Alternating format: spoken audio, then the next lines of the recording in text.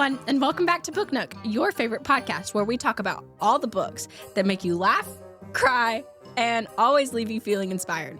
I'm your host, Kendall Morang, joined by my wonderful co-hosts, Wesley Van Leuven and Tamatha Hargrett. We hope that y'all have your hot cocoa ready, because today's episode is all about cozy vibes, a little bit of literary magic, and some holiday cheer. That's right. Today's episode is called Winter Wonderland, giving you that Christmas feeling. We've got a great surprise with a book that Tamatha brought from the library, and Wesley's reading us a special story. I brought Mary by Susan Breen. This was a fun, cozy read that celebrates Christmas and getting together with your family for the holidays, and ties into a little bit of my favorite book, which is A Christmas Carol. Ooh. So, Mary by Susan Breen. It's such a fitting title. But can you give us a quick synopsis about the books? That way, the listeners don't get too much of the book, Okay. but also have a little hint. So I don't want to give away any spoilers, so I'm just going to read the way the publisher summarized the book. A mother's valiant efforts to bring her family the joy of Christmas go haywire when she finds herself haunted by the angry ghost of Charles Dickens. Ooh. Sounds fun. It was fun. The fun part is, and I don't want to give away too much, but the main character takes her family to London to experience a true Dickens Christmas. Hmm. What part of Mary stood out to you the most, and why?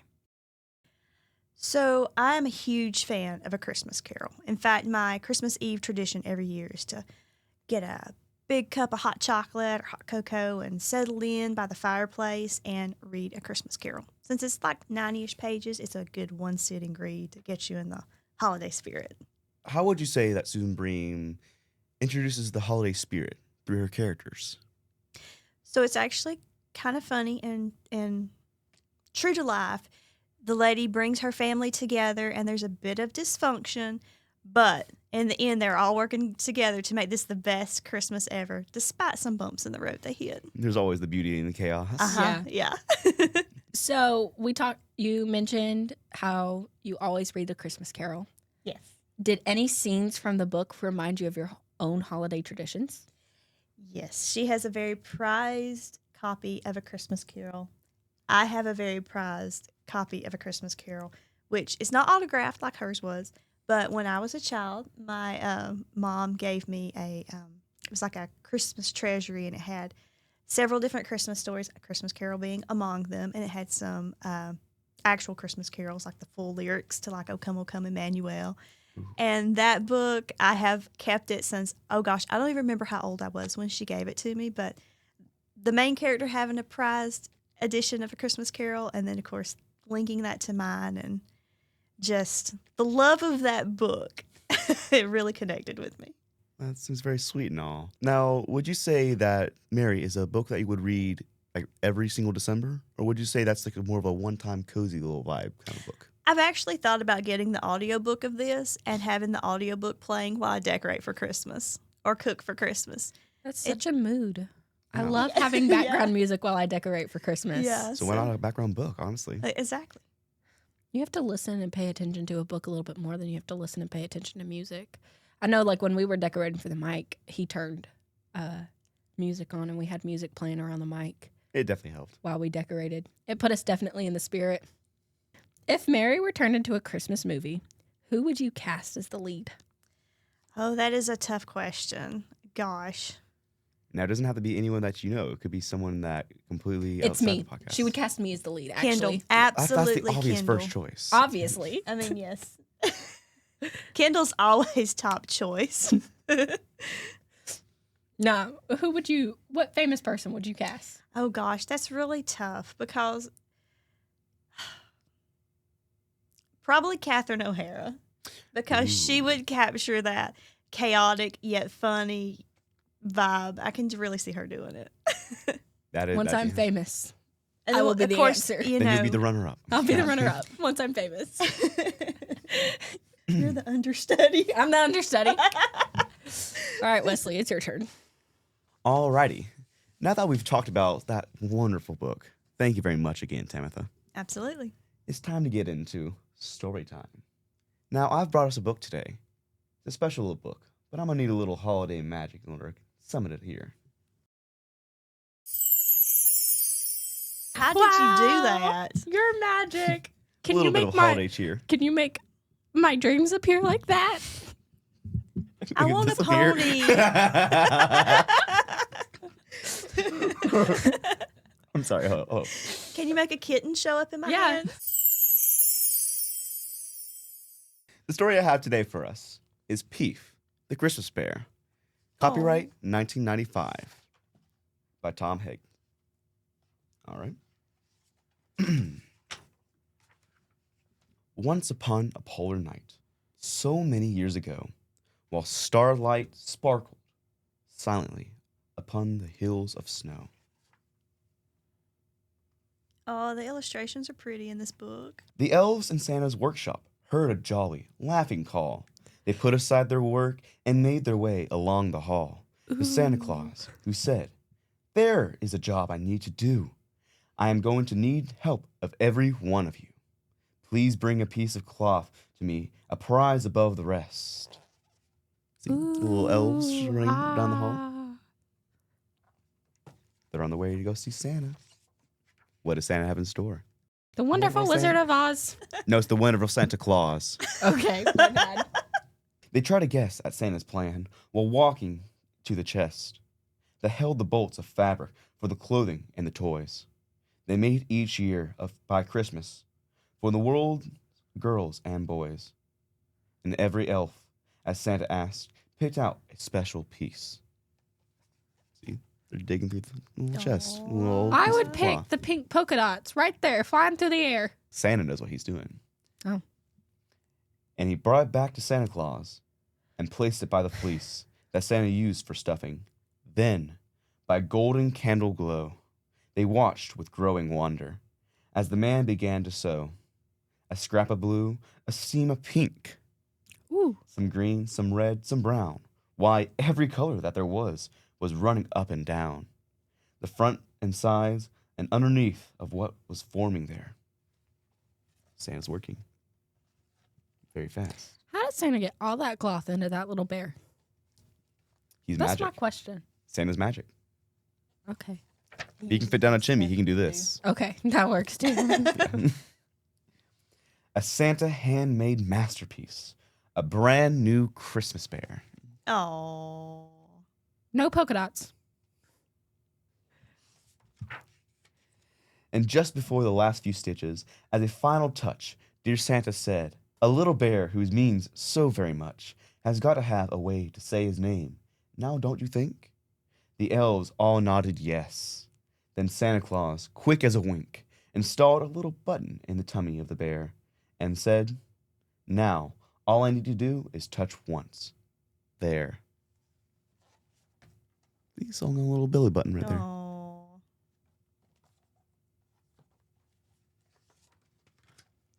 As he did it, all the elves were stunned beyond belief. The little bear has sprung to life and sung his name out. Peef! Oh my goodness, there's polka dots!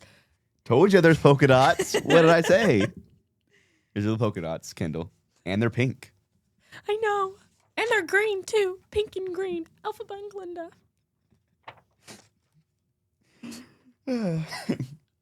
So, Peef, the many-colored Christmas bear, had come to be, and now he'd ever done without. Santa couldn't see. For Peef became his chief assistant. Peef became his friend. Peef would help to leaf through all the letters kids would send. But when he read them, oftentimes his heart would feel a tug. Dear Santa Claus, please send a teddy bear that I can hug. Here's Peef reading the little letters by the candle. Poor Peef. I do like how in the book, like, the words are on paper that are mismatched. Mm-hmm. Mm-hmm. That's kind of cool. Kind of symbolizes with the bear, the multicolored bear. Peef loved his life with Santa. Oh, he gloried in the ride. He'd taken Santa's flying sleigh each year at Christmas tide. He played with all the reindeer, fed them grain sheaf after sheaf. They shook their harness bells as if to say, "Glad welcome, Peef. The elves would see themselves in him and ask how he was.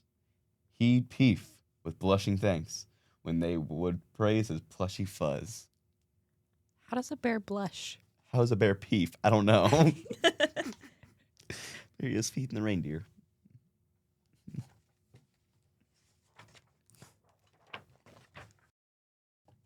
Aw. For Peef, like all who lived with Santa in the polar cold, was ever new, and while he stayed, he never would grow old. He's living Wait, forever. as long as he stayed in the North Pole, he would never grow old? For Peef, like all who lived with Santa in the polar cold, was ever new, and while he stayed, he would never grow old. So when he leaves in the end of the book to go be with the human, he's going to grow old. He's going to die. I'm feeling a sad ending coming up. But here's a little Peef, made a little snow angel. Aw. He did make a little snow angel. I see did. it. Right over here. Can't Love me even some see snow it. angels. So, Christmas after Christmas, Peef would climb up in the sleigh and Peef's goodbye to all the toys that Santa gave away. But sometimes he would hear a piercing squeal of purest joy and dream that he was the magic first hug from a boy or a girl who maybe dressed him up or asked him out to tea or tell him all their worries in the pledge of secrecy. He is climbing into a sleigh. Aw, Aw. how cute. His little tail. Sometimes he'd steal a peefy peek into a frosty pane, and there'd he'd see a bear in bed, smeared with red candy cane. And oh, he'd wish with every color of his very coat that he belonged to someone who would sit him in a boat, who'd take him to the backyard and the blown-up wading pool, who'd try and try again to sneak him in with them to school. His colors would grow brighter as the dream became more real. He'd Peef with sheer belief because he felt like he could feel. But when the sleigh was empty and the reindeer made for home, that dream would end, like always, at the turn just north of Nome. Here he is, looking at another bear, Aw. wishing he were there. The days were very busy, scarcely time for idle pause.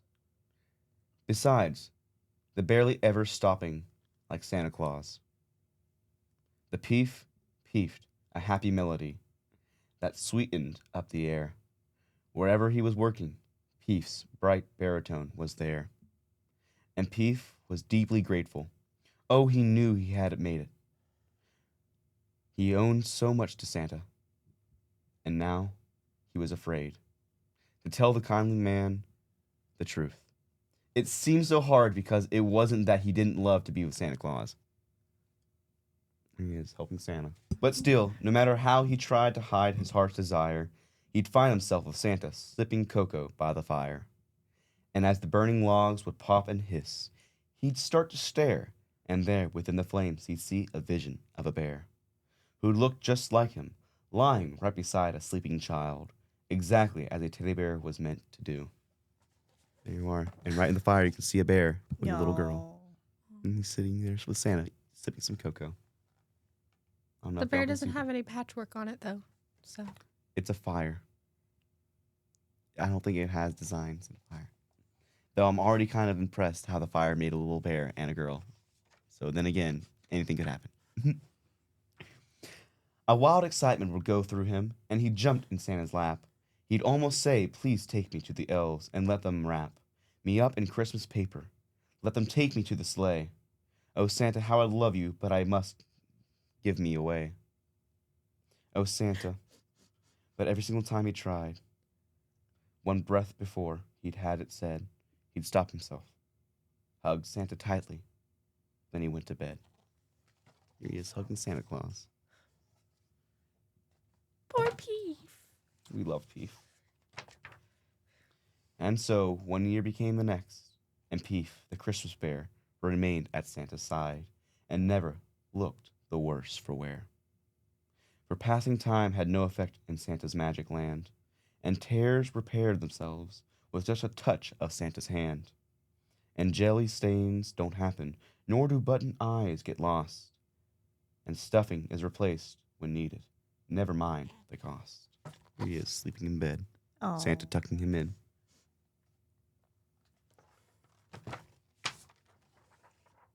One Christmas Eve, while children dreamt of what was soon to be, and Peef was dreaming back, oh, how I wish it could be me. He rode as he had always done, right there by Santa's side. They made their way around the earth, with starlight as their guide. And then, just as the reindeer turned to make again for home, precisely at that old familiar turn just north of Nome, the sleigh came altogether to an unexpected halt, while Santa Claus had stopped it. Then he said, "It's all my fault. Now, Peef, how many years have I been doing this? A ton?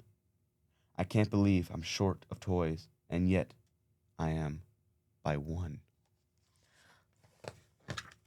Here they are, flying through the air.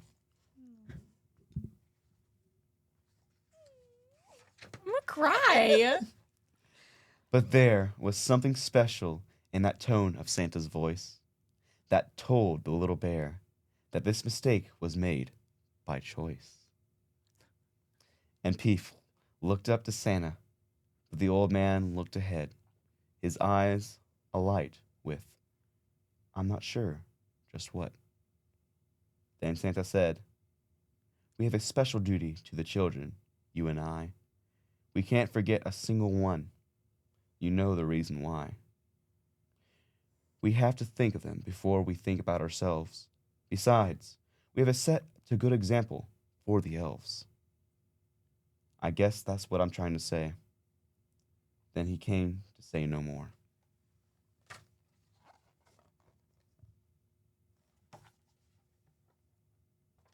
You can see a little tear in Santa's eye, too. Poor Santa. He loves that little bear. He is his father. And for the little time they sat together on the shore of Christmas Day that washed the far horizon of the night. And as the sleigh began to move again, a growing light began to glow against the inky canopy of sky. Peef's glowing.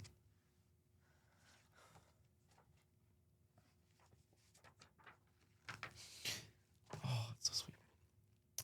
Until a bright aurora borealis filled the eye of heaven.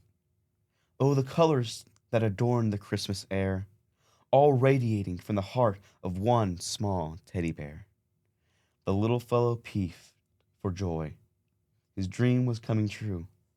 For soon, a little girl or boy would say, "Peef, I love you." The sleigh alighted on a humble roof. Then Santa said, "Say, little friend, you'd better trim your light. They're still in bed. It's Christmas Eve. The neighborhood should still be fast asleep." Aurora Borealis coming from Peef down the sky. So is this how the Aurora Borealis was created? Peef. He is a multicolored bear. They stepped out on the drifted snow, so cold, so white, so deep. Then Santa held the little bear he'd made so long ago, with bits of cloth from all the elves. And then he said, "You know." Here's holding the bear, Peef, out with the moonlight, one last time. But Peef's expression stopped his words, for Peef was well aware that Santa wouldn't be around to fix each rip and tear. Here, jelly stains do happen. Button eyes just might get lost. But here's where he was meant to be, no matter what the cost. And giving up that little bear he'd made with his own hands, from all the colors of the earth and bright embracing bands, was how once upon one special night, with blessings from each elf, that Santa Claus had given so much, completely of himself. There he is. Adoring his creation one last time. The little teddy bear made Santa smile from ear to ear, by saying with a twinkle, I'll be seeing you next year. So Santa's finger pointed forward toward the tummy of the bear. Now all I need to do is touch once. There. Touching the belly button, just like how he did make me come to life. Oh. You can tell your book is loved by the tear. And as he vanished, one small child was thrilled beyond belief. For right beside a pillow there, a little bear said, Peef. If you didn't catch what that touching the belly button meant, that was Santa taking away the life to make him no longer be able to move around and talk. Santa gave up. Peef. So a little kid could be happy. And that's the book, Peef. Dang.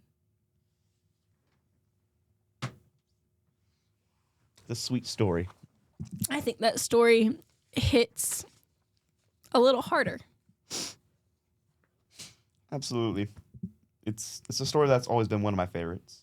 It's a beautiful tale about a little bear that feels like his purpose in life is not being fulfilled, and how Santa, knowing that it's his job to make other kids happy before himself, he decided to give them up for the sake of the children.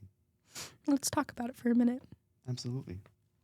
Why do you think Peef has remained such a timeless story? I'd say Peef, it's just been a book that's all about knowing self-sacrifice and just being there. As I was reading it, as you saw, even the illustrations had shown just the pure emotion, because you could see the emotion in their faces and all, rather than just a doodle.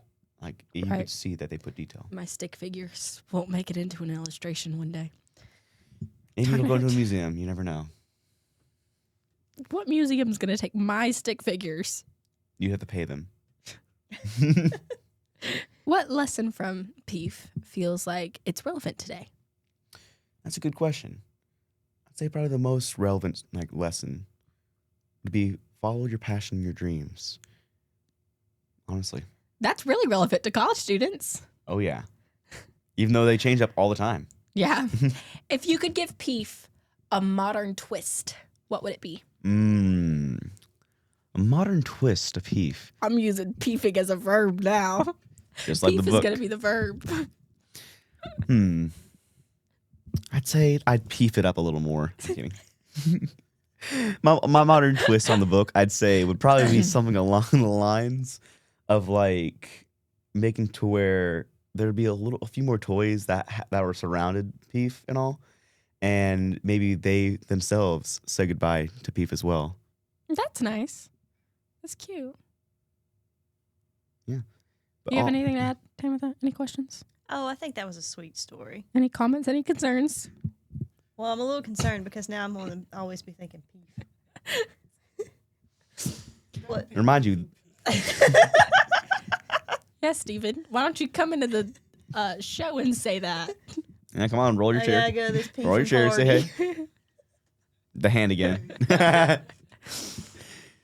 Yeah, reminder. Just a little reminder, y'all. This is a story that I was read when I was growing up as a little boy. My mother that on explains Christmas Eve. so much now. That explains so much. I think I turned out lovely. Oh, wow. The eyes of judgment. This was a story that my mother on Christmas Eve would sit beside my bedside with my younger brother and my older brother, who would come into our room as well to hear the story.